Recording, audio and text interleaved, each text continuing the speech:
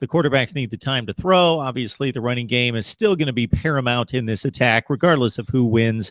The offensive line, have any updates there? Any thoughts about how that's being developed at this point? Yeah, when Martez Ivy sliding out to left tackle after David Sharp is leaving, all returns is he looks pretty good. Florida just put on the pads for the first time, probably I think the last practice. So they haven't really been able to work on the trenches and all that good stuff to go along with the offensive line. But all returns are Martez Ivy, T.J. McCoy at center, and Jawan Taylor at right tackle.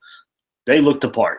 Florida has found their starting three guys there in the middle. So what they're looking for is trying to find their way of working in at the guard position. Brett Heggie is a name that's coming up at left guard, young guy who will be maybe starting this year. He's turning heads that much. And then at right guard, Fred Johnson, who started last year at right tackle, got moved to guard once he wasn't getting the job done. So I think Florida probably has a good starting five. It's going to be about finding depth. That's going to be the issue for Florida on the offensive line, is getting something behind those five that help Jordan Scarlett, that help Michael Pirine, that help Mark Thompson, help those quarterbacks get some time.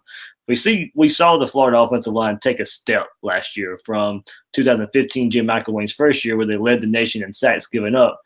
Did much better last year. They fixed that number, but there was still a lot of inconsistency, a lot of not firing out the ball, a lot of looking like they didn't care when the beginning of the season, when UMass and North Texas was kind of controlling them. Yes, later in the season went to LSU and had one of their best games of the season, but we didn't see that week in and week out. So that's going to be the key for this offensive line, is looking like you're coming to play every week.